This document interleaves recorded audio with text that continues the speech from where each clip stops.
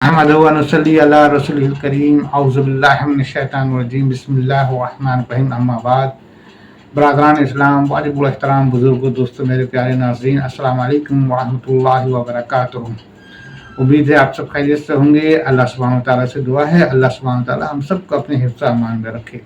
بہت بہت مہربانی اور بہت بہت شکریہ آپ ہمارے چینل باغ مومن میں آئے ہیں، جہاں پر ہم لوگ قرآن پاک کی سلسلہ وار ترجمہ پہ غور و فکر کر رہے ہیں اور چند گفتگو کر رہے ہیں۔ اللہ کا شکر ہے، اللہ قبول فرماوے اور اس میں ہمارے اور آپ کے لیے آسانی فرمائے، آمین۔ رفتہ رفتہ ہم لوگ قرآن پاک کی سورہ یونس پر پہنچ چکے ہیں۔ سورہ یونس پر میں بھی ہم لوگ تقریباً 82 آیت تک پر ہم لوگوں نے غور و فکر کیا ہے اور سنا ہے۔ اب اس کے آگے کی آیت پر انشاءاللہ ہم لوگ غور و فکر کریں گے۔ تو بہرحال اب ہم شروع کرتے ہیں۔ ربی یسر وعسر وتمم بالخیر وبک نستعین یا فتاح ربی زدنی علما۔ بسم اللہ الرحمن الرحیم، سورہ یونس آیت نمبر 83 اور اس کے آگے کی انشاءاللہ۔ پس موسیٰ علیہ السلام پر ان کے قوم میں سے صرف قدر قلیل آدمی ایمان لائے، وہ بھی فرعون سے اور اپنے حکام سے ڈرتے ڈرتے کہ کہیں ان کو تکلیف پہنچائے۔ اور واقعی میں فرعون اس ملک میں زور رکھتا تھا، اور یہ بھی بات تھی کہ وہ حد سے باہر ہو جاتا تھا۔ فرعون جس کے بارے میں ہم لوگوں نے پچھلے پارٹ میں پڑھ چکے ہیں کہ جو ضرورت سے زیادہ جو ہے کہ سرکش ہو چکا تھا اور ظلم جو ہے کہ ظلم پر انتہا پر ظالم ہو چکا تھا، خود کو وہ خدا کہتا تھا، خود کو وہ خدا کہتا تھا۔ ایسے سرکش کو، ایسے ظالم کے لیے جو ہے کہ اللہ سبحانہ وتعالیٰ نے حضرت موسیٰ علیہ السلام کو نبوت اور رسالت سے نوازا اور فرعون کے پاس بھیجا کہ جا کر کے اس کو سمجھاؤ، توحید کی دعوت دو اور اس سے جو ہے کہ ایک اللہ کو ماننے والا بناؤ، اور جو کہ وہ خود کو خدا کہتا تھا، خود کو وہ خدا کہتا تھا، وہ کہتا تھا کہ میں خدا ہوں۔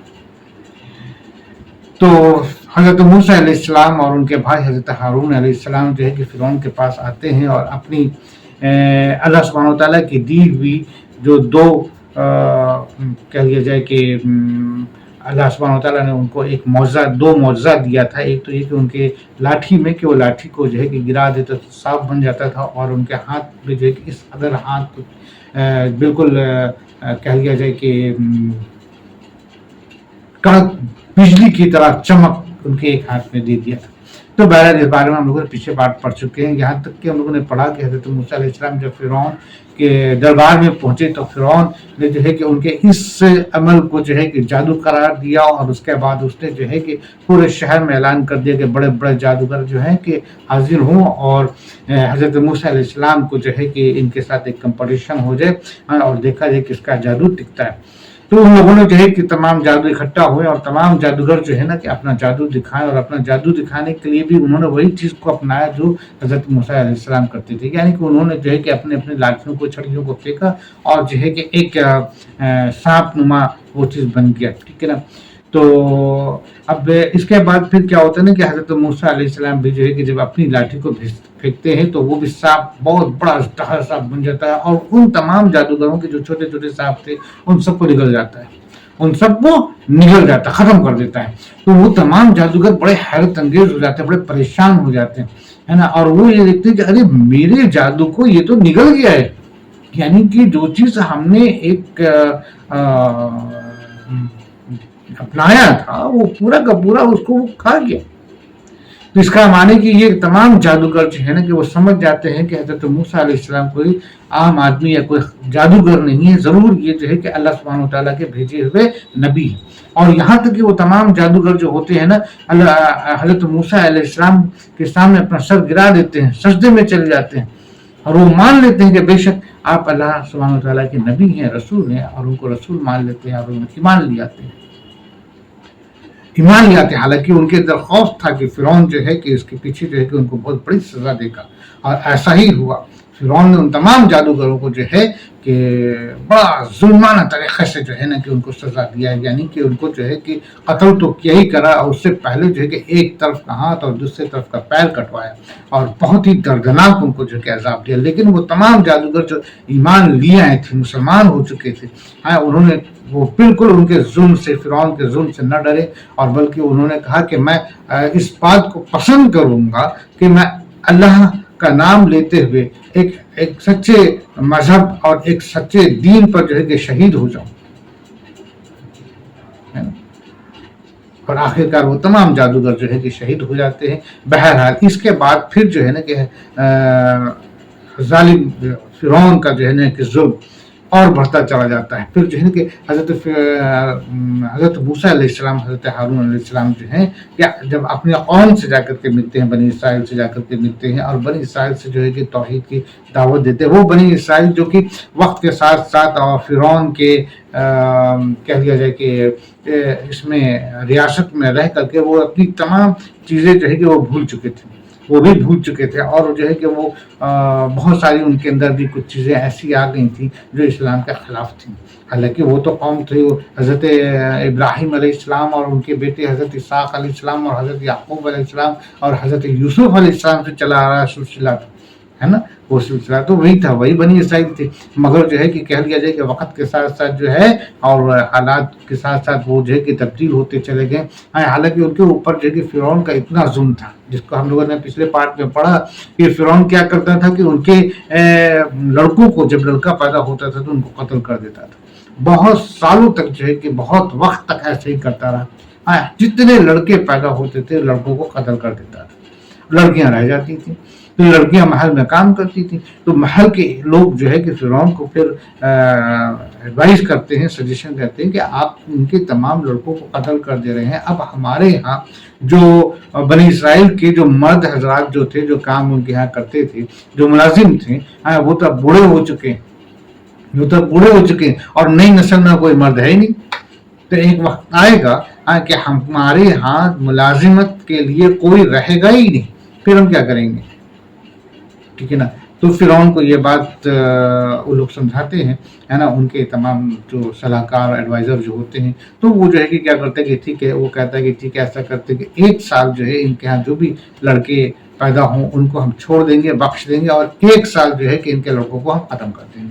اور وہ ایسا ہی کرتا چلا آ رہا تھا. تو 1 سال تو لڑکوں کو چھوڑ دیتا تھا، جن کے یہاں لڑکے پیدا ہوتے تھے لڑکوں کو چھوڑ دیتا تھا. ٹھیک ہے نا. اور اگلے سال جو ہے کہ یعنی 1 سال کے بعد دوسرے سال میں جو لڑکا پیدا ہوتا تھا پھر ہم اس کو قتل کروا دیتا تھا. یعنی کتنے کروڑوں جو ہے کہ بنی اسرائیل کے جو ہے کہ معصوم بالکل پیدا ہوئے بچے کو جو ہے کہ اگر لڑکا ہے تو اس کو قتل ہو جاتا تھا، ہے نا. اس طریقے سے اس کا ظلم اور تشدد بنی اسرائیل پر شروع سے تھا، بہت زیادہ ظلمانہ ہے نا. اور ان کے تمام مردوں سے جو ہے کہ خالی اپنی کیا کہتے ہیں کہ ملازمت کا کام کرواتا تھا. ٹھیک ہے نا. اور ان کا حال بہت بے حال تھا. ان سب چیزوں میں جو بنی اسرائیل بیچارے تھے نا، وہ بھی جو ہے کہ توحید اور دین اور اسلام کافی حد تک ان کے اس میں سے بھی جو ہے کہ ختم ہو چکا تھا. بہرحال تو جب حضرت موسیٰ علیہ السلام آئے اور پھر جب انہوں نے توحید کی دعوت دینا شروع کیا اور جب بتائیں کہ میں جو ہے کہ اللہ سبحانہ و تعالیٰ کا جو ہے کہ رسول ہوں، اور یہ میرے بھائی حضرت ہارون علیہ السلام یہ بھی اللہ کے رسول نبی ہیں، ہے نا. تو جو ہے کہ پھر دھیرے دھیرے دعوت شروع ہوتی ہے اور لوگ دھیرے دھیرے واپس پھر سے اسلام اور اسلام کے طریقے پہ چلنا شروع کر دیتے ہیں. مگر جو ہے کہ فرعون کے ظلم اور فرعون کے تشدد سے ڈر کر کے بہت کم لوگ ہی جو ہے کہ کہہ لیا جائے کہ مسلمان ہوتے ہیں یا ایمان لاتے ہیں یا اسلام کے طریقے پہ چلنے والے ہوتے ہیں. کیونکہ فرعون کا ڈر جو ہے نا ان کے اندر بالکل پیوست کر گیا تھا. اور فرعون کے ڈر کے مارے جو ہے کہ وہ بیچارے ڈرتے تھے کہ اگر فرعون کو خبر ہو جائے گی یا معلوم ہو جائے گا تو وہ ہمارے اوپر تشدد کرے گا. اور ایسا وہ کرتا تھا یعنی کہ اس قدر اس کا ظلم تھا کہ وہ ظلم کے بارے میں جو ہے کہ کہہ لیا جائے کہ ایک انتہا تھی. یہاں پر بھی اس آیت میں بھی اللہ سبحانہ و تعالیٰ نے یہ بات کو کہہ دی ہے نا کہ وہ اس جگہ پہ زور رکھتا تھا، یعنی کہ وہ بہت زیادہ ظلم کرتا تھا، بہت زیادہ جو ہے تشدد کرتا تھا. ٹھیک ہے نا. اور جب اس کو معلوم ہوتا تھا کہ یہ مسلمان ہو گیا، یعنی کہ فرعون جو ہے کہ اس وقت کا جو فرعون خود کو خدا کہتا تھا کہ میری عبادت کرو، اور جو کوئی اس کی عبادت نہیں کرتا تو اس کے اوپر تشدد کرتا تھا، اس کے اوپر ظلم کرتا تھا. تو یہاں پر یہی بات آیت میں اللہ سبحانہ تعالیٰ فرما رہے ہیں کہ پس موسیٰ علیہ السلام پر ان کے قوم میں سے صرف قدر قلیل یعنی کہ تھوڑے لوگ ہے نا آدمی ایمان لائے، وہ بھی فرعون سے اور اپنے حکام سے ڈرتے ہوئے، یعنی کہ وہ اپنے حاکم جن کے اندر میں وہ ملازمت کرتے تھے ہے نا ان سے ڈرتے ہوئے. کہ کہیں ان کو تکلیف نہ پہنچائے اور واقعی میں فرعون اس ملک میں زور رکھتا تھا، اور واقعی میں اللہ سبحانہ تعالیٰ کہتے ہیں نا کہ فرعون کا بڑا ظلم تھا، بڑا زور رکھتا تھا، بڑا قوت جو ہے کہ اپنا دکھاتا تھا، اور یہ بھی بات تھی کہ وہ حد سے باہر ہو جاتا تھا، یعنی کہ وہ جو ہے کہ ظلم میں حد سے زیادہ جو ہے کہ ظالم ہو جاتا تھا، اس قدر ظلم کرتا تھا، ظلم کا کوئی انتہا نہیں۔ اور حقیقتاً اگر ہم لوگ فرعون کے ظلم پر اگر ہم لوگ غور کریں اور اس کی کتابوں کو پڑھیں تو ہمارے جو ہے نا کہ کیا کہا جائے، یا تو رونگٹے کھڑے ہو جائیں گے یا پھر غصہ سے جو ہے کہ جی غبار مارنا شروع کر دے گا۔ بہرحال آگے ہم دیکھتے ہیں، اور موسیٰ علیہ السلام نے فرمایا کہ اے میرے قوم، اگر تم اللہ پر ایمان رکھتے ہو تو اسی پر توکل کرو اگر تم مسلمان ہو۔ حضرت موسیٰ علیہ السلام یہ اپنے قوم سے کہتے، وہ قوم جو ڈر رہے تھے نا، جو ڈرتے تھے فرعون جو ہے کہ ظلم کرے گا اور فرعون ایسے کرے گا ویسے کرے گا، تو حضرت موسیٰ علیہ السلام نے ان کو سمجھایا کہ اے میری قوم، اگر تم اللہ پر ایمان رکھتے ہو تو اسی پر توکل کرو، یعنی کہ اگر اللہ پہ تم ایمان رکھتے، یعنی کہ تم اگر ایمان رکھتے ہو، تم اگر مسلمان ہو تو اللہ پہ توکل کرو، اللہ ہی بہتر کرنے والا ہے، اللہ ہی بہتر کرنے والا ہے، وہی راستہ نکالنے والا، وہی ساری چیزوں کو وہی بنانے والا ہے۔ اگر آج وہ ظلم کر رہا ہے تو گھبراؤ نہیں، اللہ سبحانہ وتعالیٰ تم کو اس ظالم سے نجات پہنچائے گا، تم بس اللہ پہ توکل کرو۔ یہی ایمان کا جو ہے کہ مین جو ہے کہ یہ ہے، کیا کہتے ہیں کہ ہمارے ایمان کا یہی جو ہے کہ کیا کہتے ہیں کہ روٹ ہے کہ ہمیں اللہ پہ توکل کرنا ہے، اللہ پر یقین رکھنا ہے، اللہ پر یقین رکھنا ہے۔ ظالم تو بہت ہیں، ظلم کرنے والے بہت ہیں، سازش کرنے والے بہت ہیں، لیکن اگر ہم نے اللہ پہ یقین کیا، اللہ پہ ایمان رکھا تو یقیناً اللہ کی مدد آئے گی۔ ہاں، صبر کرنا ہو۔ تو یہاں پر بھی حضرت موسیٰ علیہ السلام فرماتے ہیں کہ اے میری قوم، اگر تم ایمان رکھتے ہو تو توکل کرو، اللہ تعالیٰ پر توکل کرو، ٹھیک ہے نا۔ آگے ہم لوگ غور کرتے ہیں، انہوں نے عرض کیا کہ ہم نے اللہ ہی پر توکل کیا، اے ہمارے پروردگار، ہم کو ان ظالموں کے لیے فتنہ نہ بنا، یعنی کہ وہ جو ایمان رکھتے تھے، ہے نا، جو مسلمان ہو گئے تھے، انہوں نے کہا کہ ہم اللہ ہی پر توکل کرتے ہیں، اور وہ دعا کرتے تھے کہ اے پروردگار، ہم کو ان ظالموں کے لیے فتنہ نہ بنا، یعنی کہ یہ جو ظالم ہے نا، وہ اس طرح سے ان کے اوپر ظلم اور تشدد کریں کہ ہم جو ہے کہ ہم پھسل نہ جائیں، ہے نا، ہم ایمان سے ڈگمگا نہ جائیں، ہے نا، ہمیں جو ہے کہ فتنہ نہ بنا، ہے نا، ان کے ظلم کے آگے ہمیں جھکنے نہ دے، ٹھیک ہے نا۔ اوکے، آگے ہم لوگ غور کرتے ہیں، ٹھیک ہے، اور ہم کو اپنی رحمت سے ان کافر لوگوں سے نجات دے، اور وہ دعا کرتے تھے کہ اپنی رحمت سے، اے اللہ، ہم کو اپنی رحمت سے ان کافر لوگوں سے نجات دے، ٹھیک ہے نا۔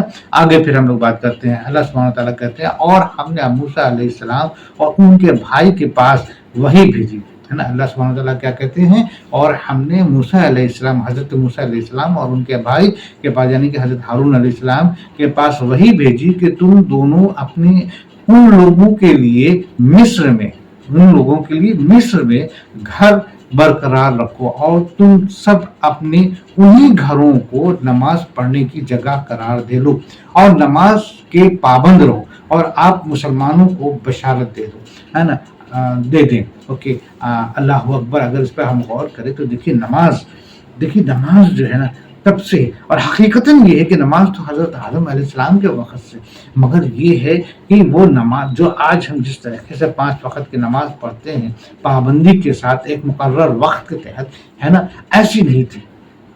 یہ تو 5 وقت کی نماز جو ہے کہ باقاعدہ اللہ سبحانہ وتعالیٰ نے جب ہمارے آقا حضور صلی اللہ علیہ وسلم معراج پر گئے تھے تو یہ تحفہ میں دیے تھے، اور تمام چیزوں کا ایک مقرر وقت، ایک مقرر کہہ لیا جائے کہ ڈائریکشن، اور تمام چیزیں جو ہے کہ اللہ سبحانہ وتعالیٰ نے ہمارے آقا حضور صلی اللہ علیہ وسلم کو تحفے میں دیے تھے، ان کی امت کے لیے، یعنی ہمارے لیے، ٹھیک ہے نا۔ اس وقت کیا تھا کہ اس وقت بھی نماز تھا، نماز شروع سے رہا ہے نا، نماز شروع سے رہا ہے، روزہ بھی شروع سے رہا ہے، مگر وقت جو ہے کوئی فکس نہیں تھا، سرٹن نہیں تھا، ٹھیک ہے نا۔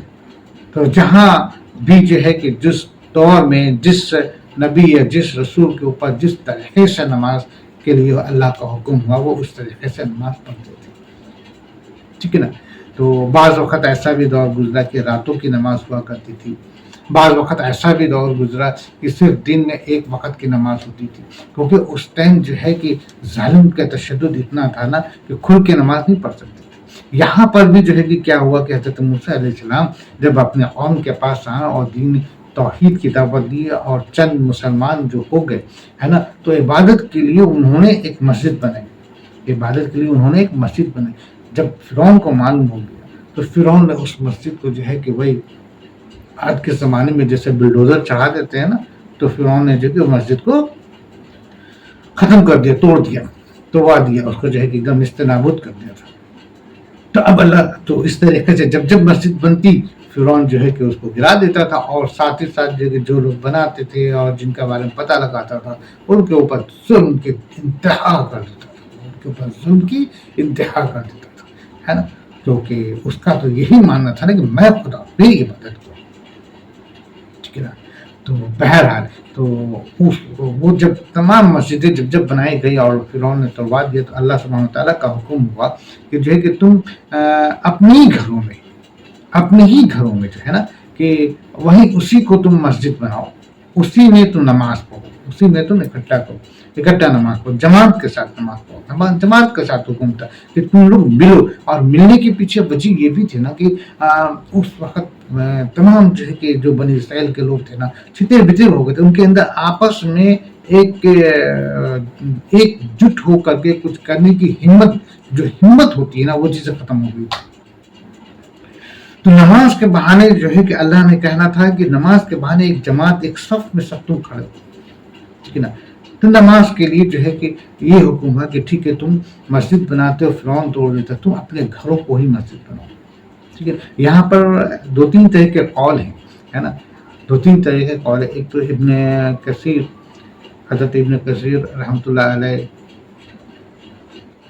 کیا کہنا ہے کہ انہوں نے گھر کے سامنے ایک گھر بنایا، ٹھیک ہے نا، اور اس گھر کو اپنا قبلہ بنایا، ٹھیک ہے نا۔ اور حضرت مودودی رحمۃ اللہ علیہ کا قول ہے، انہوں نے یہ کہا کہ ایک چند گھر بنائے، ہے نا، اور اس گھر کو انہوں نے قبلہ بنایا، یعنی کہ ہر گھر کے سامنے گھر والی بات انہوں نے نہیں بتائی، انہوں نے بتایا کہ بس چند گھر، کچھ گھر بنائے، ایک آدھ گھر بنائے، اس کو انہوں نے قبلہ بنایا، ٹھیک ہے نا۔ بعض قول ایسے بھی آتے ہیں کہ انہوں نے جو ہے کہ اپنے ہی گھروں میں، ہے نا، کسی بھی ایک پرٹیکولر جانب رخ ہو کر کے اس کو قبلہ بنایا، کیونکہ ابھی جو ہے کہ خانہ کعبہ تو قبلہ کا حکم نہیں ہوا تھا، ٹھیک ہے نا۔ حالانکہ خانہ کعبہ کی تعمیر تو ہو گئی تھی، خانہ کعبہ کی تعمیر حضرت ابراہیم علیہ السلام کے وقت میں، جب حضرت اسماعیل علیہ السلام سے جب وہ ملنے گئے، ہے نا، تو حضرت ابراہیم علیہ السلام اور ان کے فرزند حضرت اسماعیل علیہ السلام وہ جو بچے تھے اپنی ماں کے گود میں تھے، حضرت حضرت رضی اللہ تعالیٰ عنہ کے ساتھ، حضرت ابراہیم علیہ السلام نے ان کو جس ٹیلے پہ چھوڑایا تھا وہ ٹیلہ ہی خانہ کعبہ تھا، ٹھیک ہے۔ تو بعد میں پھر جب حضرت ابراہیم علیہ السلام ان سے ملاقات کے لیے گئے تو اللہ کا حکم ہوا، اس بیچ میں ایک آزمائش کا دور بھی گزرا، جو حضرت اسماعیل علیہ السلام کو ذبح کرنے کا بھی دور گزرا، ٹھیک ہے نا۔ بہرحال ابھی وقت آئے گا تو ہم لوگ اس میں آگے پڑھیں گے۔ تو حضرت ابراہیم علیہ السلام اور حضرت اسماعیل علیہ السلام اسی وقت میں خانہ کعبہ کی تعمیر ہو گئی تھی، اور حضرت ابراہیم علیہ السلام نے اذان دے کر کے اعلان بھی کر دیا تھا کہ اس کی عبادت کے لیے۔ اور حج کا معاملہ جو ہے، حج تو اس دور سے شروع ہو گیا تھا، مگر حج کا احکام جو ہے کہ قرآن میں تب آیا ہے جب ہمارے آقا حضور صلی اللہ علیہ وسلم مدینہ میں تھے، ہے نا، اور 8ویں ہجری میں، ٹھیک ہے۔ اس وقت لوگ طواف کرتے تھے، اس خانہ کعبہ میں جا کر کے طواف کرتے تھے، مگر اس زمانے میں ان کے زبان سے کہہ لیا جائے کہ اسی کو وہ حج کہتے تھے یا طواف کہتے تھے یا جو بھی کہہ لیا جائے. بہرحال اس کے اوپر ہم لوگ رفتہ رفتہ انشاءاللہ تعالیٰ اس پر پورے اور بھی جو ہے کہ مزید ڈیٹیل میں ہم لوگ انشاءاللہ بات کریں گے. ابھی ہم ایک تفسیر میں مطلب ابھی نہ جا کر کے اپنے آیت پر آتے ہیں نا, ادروائز وقت ادھر کا ادھر ہو جائے گا, سب ڈسٹرب ہو جائے گا. تو بہرحال تو اس ٹائم قبلہ کا جو ہے نا وہ خانہ کعبہ کی طرف قبلہ نہیں تھا. پھر دوسرا قبلہ کا وہ قبلہ اول جو کہتے ہیں ہے نا کہ بیت المقدس ہے. بیت المقدس بھی اگر جو وجود میں تھا لیکن پرٹیکولرلی وہ کہیں بھی ایسا نہیں آیا ہے کہ بیت المقدس کی طرف جو ہے کہ وہ منہ کر کے قبلہ کر کے نماز پڑھتے تھے. یا پھر ہو سکتا ہے آگے میں آ جائے تو ہم انشاءاللہ اس پر بھی اور فکر کریں گے, لیکن یہاں پر تو ابھی تک تو نہیں آیا ہے. ٹھیک ہے نا. تو جو ہے کہ بیت المقدس پھر بعد میں جب یہی حضرت موسیٰ علیہ السلام بنی اسرائیل کو لے کر کے جاتے ہیں اور اس کے بعد پھر ایک دور گزرتا ہے انشاءاللہ اس پہ ہم بات کریں گے. تو حضرت داؤد علیہ السلام اور پھر حضرت سلیمان علیہ السلام کا جب دور آتا ہے نا, تو وہ پھر اس چیز کی جو ہے کہ اور تعمیر ہوتی ہے. لیکن ہاں یہ ہے کہ جب یہ جو جاتے ہیں اسی شہر کے بارے میں بات ہوتی ہے. حضرت موسیٰ علیہ السلام جب بنی اسرائیل کو لے کر کے جب پہنچتے ہیں نا, اس سے مطلب یہ کہہ لیجیے کہ جب فرعون سے نجات پا کر کے جب آپ کے کوہ طور پہ جاتے ہیں, کوہ طور کے بعد پھر وادی طور پر ہوتے ہیں. وادی طور پہ جب حکم ہوتا ہے اللہ سبحانہ و تعالیٰ کا اس شہر میں جاؤ, اس شہر پہ جانے سے لوگ انکار کر دیتے ہیں, اللہ وہ وادی طور میں قید کر دیتے ہیں. یہ بڑا مزید جو ہے کہ اس کے اوپر باتیں ہوں گی انشاءاللہ آگے. ٹھیک ہے نا. تو پھر وہ جس شہر کی بات ہوتی ہے وہاں پہ اس شہر میں قوم عمالقہ جو ہوتی ہے وہ ان کا جو ہے کہ حکومت ہوتی ہے, بڑے طاقتور ہوتی تھی. تو وہ شہر میں ہی پھر بیت المقدس تھا. بعد میں جا کے مسلمان اس کو فتح کرتے ہیں اور اس فتح کر کے پھر اس جگہ پر وہ جگہ مسلمانوں کو ہو جاتی ہے. تو یہ سب چیزیں ہیں. تو بہرحال یہاں پر جو ہے نا کہ یہاں پر کئی قول آتے ہیں کہ قبلہ کے مطابق ہے نا کہ وہ گھروں کے سامنے ایک گھر بنا لیتے تھے, یا تو اس کو قبلہ مانتے تھے, یا پھر چند گھر پرٹیکولر کچھ گھر کو جو ہے کہ انہوں نے جو ہے کہ اپنا قبلہ بنا لیا تھا, اس گھر کی طرف قبلہ کر کے نماز پڑھتے تھے. اوور آل کہنے کا مقصد یہ کہ نماز اس وقت تھا اور اللہ کے حکم سے حضرت موسیٰ علیہ السلام بھی نماز اپنے تمام قوم کے ساتھ پڑھتے تھے اور پڑھاتے تھے. ٹھیک ہے نا. اب ہم اپنے اس پہ آتے ہیں, اور ہم نے موسیٰ علیہ السلام اور ان کے بھائی کے پاس وہی بھیجی کہ تم دونوں اپنے ان لوگوں کے لیے مصر میں گھر برقرار رکھو, ہے نا, اور تم سب اپنے انہی گھروں کو نماز پڑھنے کی جگہ قرار دے لو, ہے نا, اور نماز کے پابند رہو. اور آپ مسلمانوں کو بشارت دے دیں, ہے نا, مسلمانوں کو بشارت دے دیں کہ آپ پریشان نہ ہو, ہے نا, فرعون کے ظلم سے آپ بالکل پریشان نہ ہو. تمہارے لیے اللہ سبحانہ و تعالیٰ نے جو چیز رکھی ہے وہ نہایت ہی فائدہ مند اور بہت ہی آرام دائک جگہ ہے, وہ جگہ ہے جنت. ٹھیک ہے نا. اور یہاں پہ یہ بشارت یہ بھی دی گئی تھی کہ تو پریشان نہ ہو, اللہ سبحانہ و تعالیٰ تمہیں اس ظالم بادشاہ سے تمہیں بہت جلد نجات دلا دے گا. بہرحال آگے دیکھتے ہیں. اور موسیٰ علیہ السلام نے عرض کیا, اے ہمارے رب, حضرت موسیٰ علیہ السلام نے عرض کیا, دعا کیا کہ اے ہمارے رب, تو نے فرعون کو اور اس کے سرداروں کو سامان, زینت کی طرح طرح کے مال دنیاوی زندگی میں دیے. اے ہمارے رب, اسی واسطے دیے ہیں کہ وہ تیرے راہ سے گمراہ کرے. اے ہمارے رب, ان کے مالوں کو نیست نابود کر دے اور ان کے دلوں کو سخت کر دے, سو یہ ایمان نہ لا پائے یہاں تک کہ دردناک عذاب کو دیکھ لے.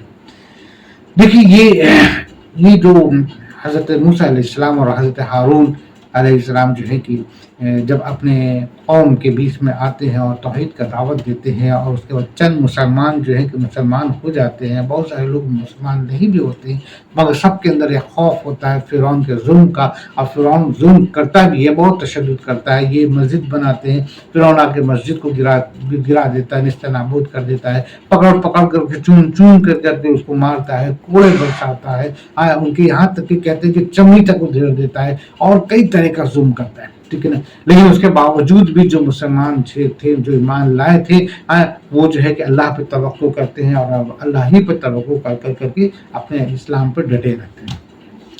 پھر اللہ سبحانہ و تعالیٰ کا حکم ہوتا ہے کہ تم جو ہے کہ مسجد کو یہ توڑ دے رہا تو تم اپنے گھروں کو ہی مسجد بنا لو، اسی میں نماز پڑھو، جماعت کے ساتھ نماز پڑھو، ٹھیک ہے نا. تو اس طریقے سے نماز ہوتی چلی گئی. اب یہ دور جو ہے کہ کافی لمبا عرصہ گزر جاتا ہے. یہ کافی لمبا پیریڈ گزرا، اور اس لمبے پیریڈ میں فرعون کا تشدد اور ظلم اور تمام طرح کی چیزیں ہوتی چلی گئی ہیں، ٹھیک ہے نا. اب ایک وقت ایسا آیا کہ حضرت موسیٰ علیہ السلام اور حضرت ہارون علیہ السلام اور جو چند مسلمان تھے، فرعون کی ان تمام چیزوں سے تنگ آ جاتے ہیں، عاجز آ جاتے ہیں. کسی بھی چیز کے ظلم کو ایک وقت تک سہا جاتا ہے، پھر کیا ہوتا ہے؟ پھر یا تو ظلم کے خلاف خود کھڑا ہو جائے، یا پھر اپنی دعاؤں کو اپنی طاقت بنا لے، دعا سے لڑے، ٹھیک ہے نا. تو اتنا اس کا ظلم بڑھ گیا کہ آخر کار حضرت موسیٰ علیہ السلام اور حضرت ہارون علیہ السلام جو ہے کہ اللہ سبحانہ تعالیٰ سے دعا کرتے ہیں نا. اور دعا میں کیا کرتے ہیں کہ ایک تو یہ دعا کرتے ہیں کہ ان کے پاس جو اتنی مال اور دولت ہے، اتنی جو ہے کہ دنیا بھی ان کے پاس اتنا عیش و آرام اور اسباب اور اتنی دولت ہے جس پر وہ جو ہے کہ فخر کرتے ہیں، اور جس کی وجہ سے جو ہے کہ ہمارے جو چند مسلمان ہیں ان کے اندر ایک طرح کا فتنہ ڈالتے ہیں. فتنہ کیا ڈالتے ہیں کہ بھائی مسلمان بھی ایک بار آ کے عاجز آ جاتا ہے نا. کہتا ہے کیا کہ جو ہے کہ وہ لوگ کے پاس تو اتنا خوشحال ہے، وہ اتنا خوشحال ہے، جبکہ وہ کفر پر ہیں، وہ کافر ہیں، وہ ہمارے اوپر ظلم کرتے ہیں، اور وہ اللہ کے خلاف تمام حرکات اور تمام کام کر رہے ہیں، لیکن ان کے پاس مال اور دولت اور اتنا افراط ان کے پاس جو ہے کہ تمام چیزیں ہیں، اور تمام طریقے جو ہے کہ مزے کر رہے ہیں. وہ تو مزے کر رہے ہیں، اور ہم تو اللہ کے سامنے سر جھکاتے ہیں، اور اللہ ہی سے دعا مانگتے ہیں، اور اللہ پر ایمان رکھتے ہیں اور توقع کرتے ہیں، لیکن ہمارے ساتھ اتنا ظلم و تشدد ہو رہا ہے، ٹھیک ہے نا. تو یہ جو فتنہ جو مسلمانوں کے دلوں میں آ رہا تھا، تو اس وجہ سے حضرت موسیٰ علیہ السلام جو ہے کہ اللہ تعالیٰ سے دعا کرتے ہیں کہ یہ تو ان کے پاس جو اتنا مال اور دولت، اتنے زیورات، جس کو وہ جو ہے کہ دکھا کر کے کھلاتے ہیں اور مستی کرتے ہیں. آپ نے سنا ہوگا قارون، یہ وہی زمانہ تھا، فرعون کے وقت کا ہی ایک سردار اس کا قارون تھا، جس کے پاس اتنی دولت تھی، کہتے ہیں کہ 70 اونٹے جو ہے کہ ان کے خزانے کی چابیاں ڈھویا کرتے تھے، اتنی دولت تھی. تو حضرت موسیٰ علیہ السلام نے جب یہ دعا کیا تو جو ہے کہ اللہ نے ان کی دعا کو قبول فرمایا، اور ایسا قبول فرمایا کہ ان کے جو زیورات تھے، ان کے جو سونا اور چاندی کے جو زیورات تھے، وہ پتھر ہو گئے. یعنی کہ اگر انہوں نے کسی جگہ پر اپنے زیور رکھے اور پھر بعد میں جب جا کے دیکھے وہ سارے پتھر تھے. لیکن تمام فرعون کے ماننے والے، ان کے تمام سرداروں کے جو تمام زیورات، سونا چاندی، سب کے سب پتھر ہو گئے تھے. اللہ تعالیٰ نے ان کی حضرت موسیٰ علیہ السلام کی دعا قبول فرما لی تھی، ٹھیک ہے نا. تو اور موسیٰ علیہ السلام نے عرض کیا، اے ہمارے رب، تو نے فرعون کو اور اس کے سرداروں کو سامان زینت اور طرح طرح کے مال دنیاوی زندگی میں دیے. اے ہمارے رب، اسی واسطے دیے ہیں کہ وہ تیرے راہ سے گمراہ کرے، ہے نا. اے ہمارے رب، ان کے مالوں کو نست نابود کر دے، اور ان کے دلوں کو سخت کر دے، سو یہ ایمان نہ لا پائے، یہاں تک کہ دردناک عذاب کو دیکھ لیں. اب ان کے ظلم و تشدد اور ان کی تمام چیزوں سے پریشان ہو کر کے حضرت موسیٰ علیہ السلام نے یہ دعا کیا کہ ان کے دل کو اب سکا، بس ان کے اوپر تو عذاب ڈال ہی دے. حضرت نوح علیہ السلام بھی 900 سال تک، بتائیے، حضرت نوح علیہ السلام 900 سال تک توحید کی دعوت دیتے رہے. اے لوگوں ایسا نہ کرو، یہ گناہ ہے، یہ کفر ہے، عذاب سے ڈرو، جہنم سے ڈرو، ایک اللہ کی عبادت کرو. اور ان کے اوپر اتنا تشدد ہوتا تھا کہ وہ بے ہوش ہو جاتے تھے، بے ہوش ہو کے گر جاتے تھے، پھر اٹھتے تھے، پھر وہ کہتے تھے کہ اے میری قوم، پھر تشدد. تو اس طریقے سے ہم کو بولنا جتنا آسان ہو رہا ہے، آپ کو سننا جتنا آسان لگ رہا ہے، آپ اگر غور کریں کہ ایک لمبا عرصہ اگر بیت جائے اور اس کے اوپر ظلم کا انتہا کر دیا جائے، حد سے زیادہ ظلم کر دیا جائے، انسان کب تک صبر کرے گا؟ آخر کار وہ اپنے رب سے یعنی کہ اللہ سے تو دعا کرے گا ہی. اگر آج ہمارے گھروں کو بلڈوزر سے گرا دیا جائے، ہماری مسجدوں کو گرا دیا جائے اور ہمارے اوپر ظلم و تشدد ہو تو ٹھیک ہے بھائی، ہم لڑیں گے نہیں تو کم از کم ہم تو اللہ سے ایک وقت آئے گا کہ ہم اللہ تعالیٰ سے دعا کریں. اللہ ہمارا رب ہے. تو حضرت موسیٰ علیہ السلام بھی جو ہے کہ جب دعا کی اور حضرت ہارون علیہ السلام پیچھے سے آمین بولی، دعا ان کا قبول ہوئی، دعا ان کی قبول ہوئی. کہتے ہیں کہیں پر آیا ہے جہاں ہم نے پڑھا ہے کہ شاید کہ یہ دعا کی قبولیت کے بس بعض جگہ پہ 40 دن آیا ہے، بعض جگہ پہ 40 مہینہ آیا ہے، اس کے بعد ہی فرعون ختم ہو جاتا ہے. بہرحال آگے ہم دیکھتے ہیں. حق تعالیٰ نے فرمایا کہ تم دونوں کی دعا قبول کر لی گئی. اللہ سبحانہ و تعالیٰ نے دعا کی قبول کر لی اور یہاں تک کہ وہی بھیج دیا ہے نا، اور یہ فرما دیا کہ اللہ تعالیٰ نے تم دونوں کی دعا کو قبول کر لی گئی، سو تم ثابت قدم رہو، سو تم ثابت قدم رہو اور ان لوگوں کی راہ نہ چلنا جن کو علم نہیں. اللہ سبحانہ و تعالیٰ نے اپنے حضرت موسیٰ علیہ السلام، حضرت ہارون علیہ السلام اور مسلمانوں کے لیے کہا کہ اللہ نے تمہاری دعا کو قبول کر لی، سو تم اب ثابت قدم رہنا، اب بھٹکنا پھسلنا نہیں، ٹھیک ہے نا. اور ان لوگوں کی راہ نہ چلنا جن کو علم نہیں، یعنی کہ جن کو تم نے اتنا سمجھایا، اتنا بتایا، پھر بھی وہ نہ سمجھے، تم کو علم نہیں ہے، ٹھیک ہے نا. اب ان کا علم نہیں ہے تو ظاہر سی بات ہے کہ وہ کہاں جائیں گے، ان کا ٹھکانہ کیا ہے، سمجھ گئے نا. آگے اور ہم نے بنی اسرائیل کو دریا سے پار کر دیا، اور ہم نے بنی اسرائیل کو دریا سے پار کر دیا، پھر ان کے پیچھے پیچھے فرعون اپنی لشکر کے ساتھ ظالم اور زیادتی کے ارادہ سے چلا، یہاں تک کہ جب ڈوبنے لگا تو کہنے لگا کہ میں ایمان لاتا ہوں کہ جس پر بنی اسرائیل ایمان لائے ہیں اس کے سوا کوئی معبود نہیں، اس کے سوا کوئی معبود نہیں، اور میں مسلمانوں میں سے ہوں. اللہ اکبر، اللہ اکبر، بولیے اللہ اکبر. یہ فرعون جو ظلم کا انتہا کر دیا تھا، بتائیے یہ اور اس کے آگے کے باپ دادا بھی کتنا ظلم کیے تھے بنی اسرائیل پر. اس کے باوجود بھی اللہ ان کو موقع دیتا رہا، موقع دیتا رہا، موقع دیتا رہا. آخر کار جو ہے کہ جب اللہ نے ان کی سرکشی پڑھ گئی تو اللہ سبحانہ وتعالیٰ نے حضرت موسیٰ علیہ السلام اور حضرت ہارون علیہ السلام کو ان کے پاس بھیجا کہ جا کر کے ایک بار فائنل سمجھا دو، ٹھیک ہے نا.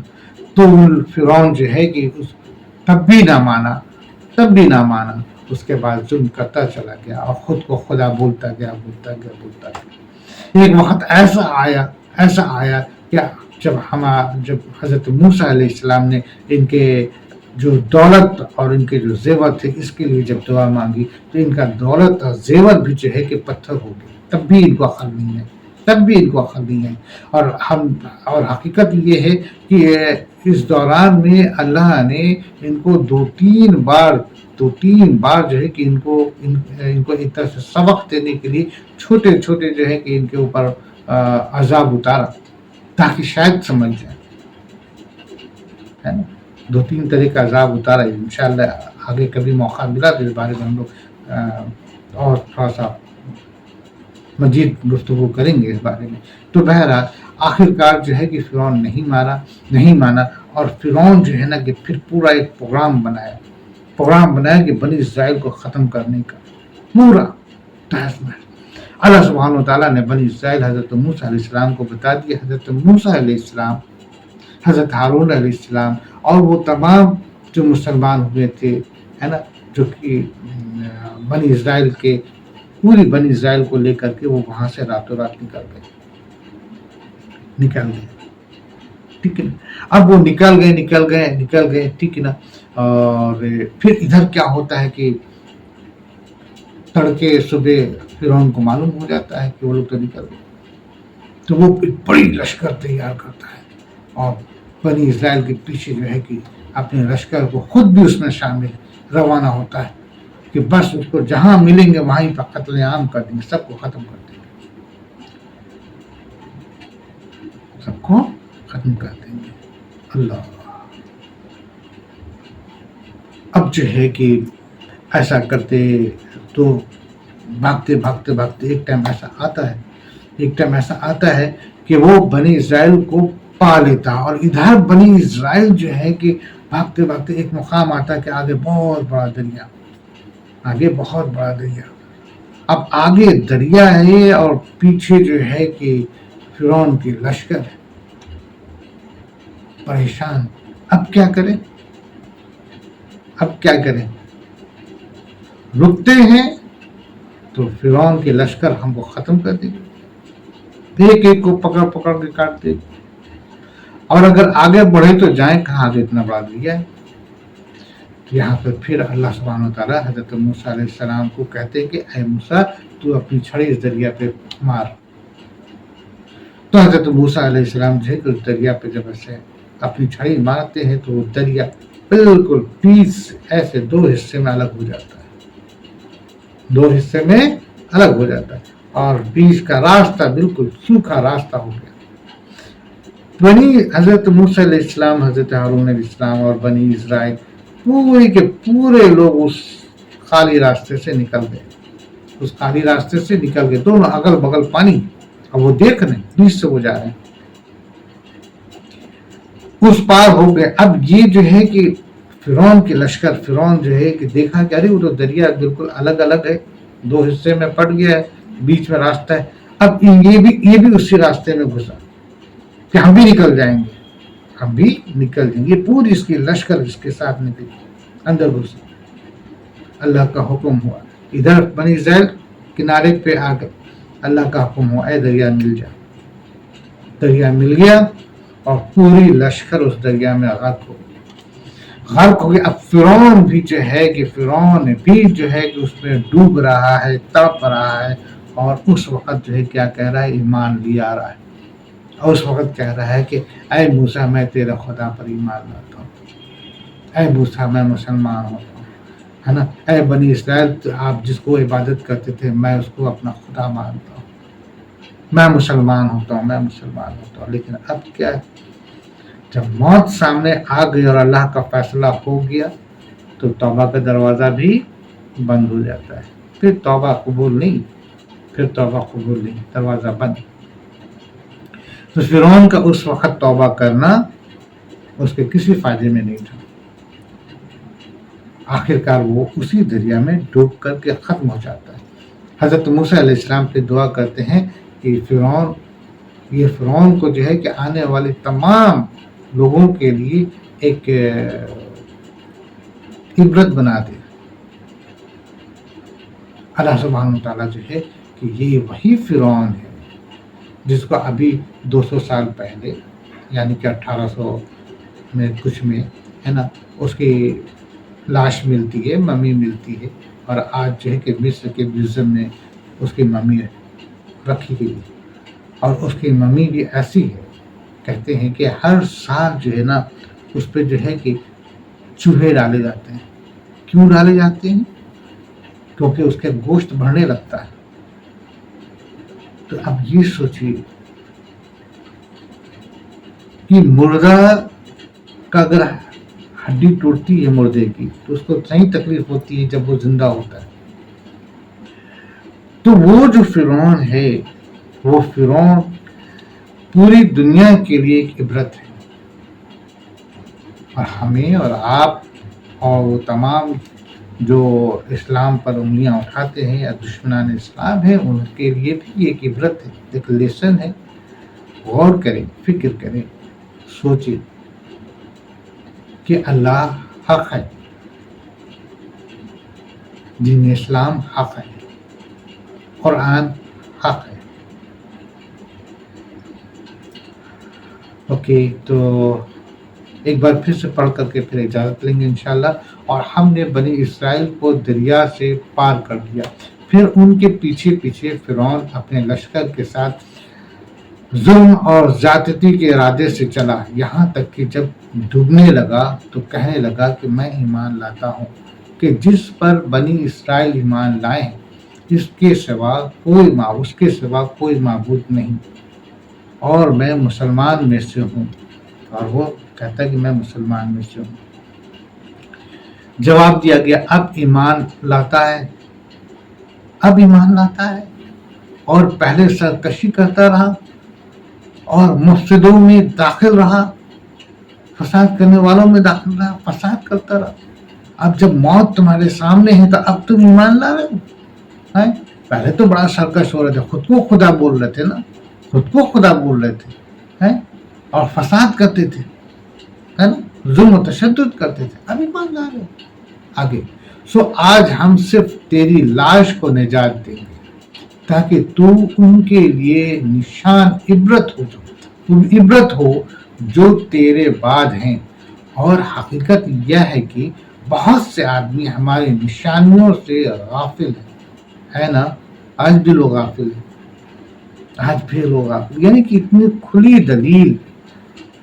کھلی دلیل ہے، اس کے بعد بھی اگر لوگ جو ہیں کہ اسلام اور دین اسلام پر جو ہے کہ انگلی اٹھاتے ہیں یا کوئی بھی طریقے، اللہ معاف کرے، ایسی ویسی باتیں کرتے ہیں، تو کتنا وہ سوچ رہے وہ کتنے نادان ہیں، وہ کتنے نادان ہیں. انہیں اپنی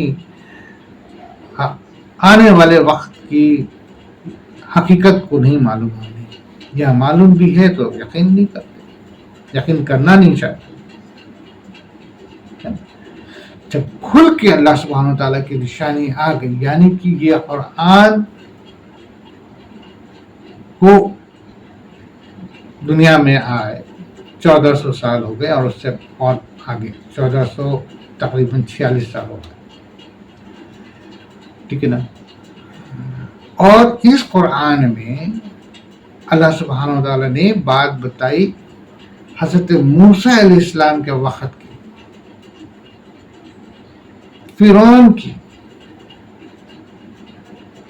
فرعون کا پانی میں غرق ہو جانے کا، اور یہاں تک کہ اللہ نے یہ بھی کہہ دیا کہ میں آنے والی تمام انسانوں کے لیے اس کی لاش کو عبرت بنا دیں گے. ٹھیک ہے. اور ہم اگر غور کریں تو یہ تمام چیزیں،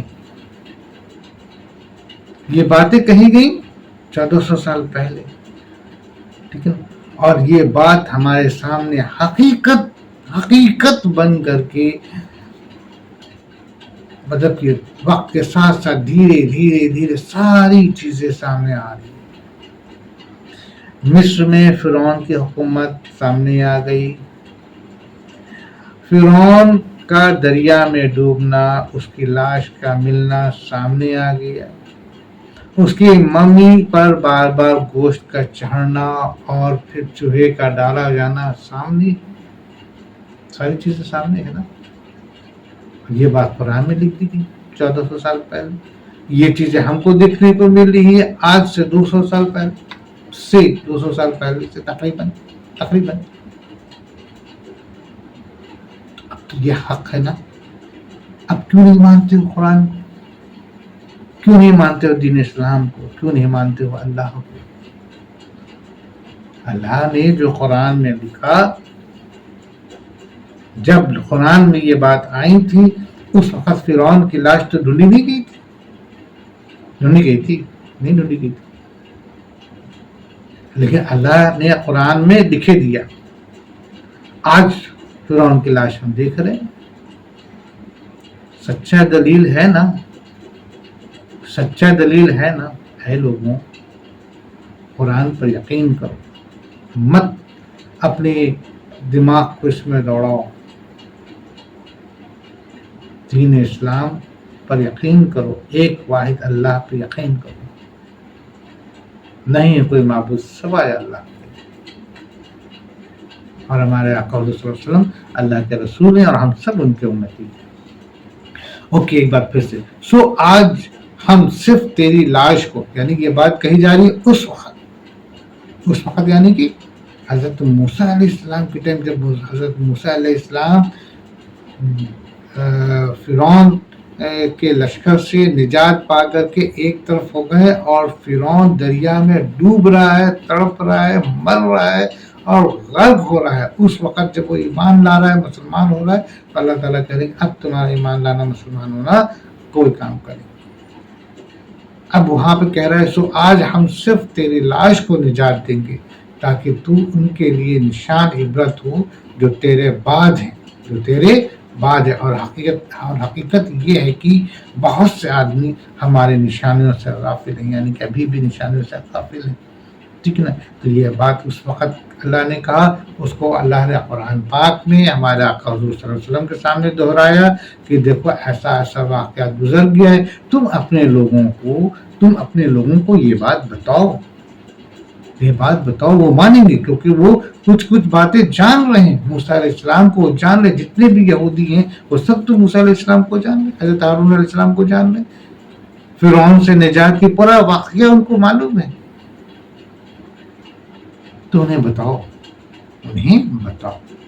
ٹھیک ہے نا، تاکہ وہ اس بات کو مانیں، یقین کریں۔ اور یہ بات آج ہم لوگ کے لیے بھی اس بات کے لیے دلیل ہے، اللہ نے ہم لوگ کے لیے بھی یہ بات کو دلیل بنا دیا کہ بے شک اللہ ایک ہے اور اللہ کی کتاب سچ ہے، حق ہے۔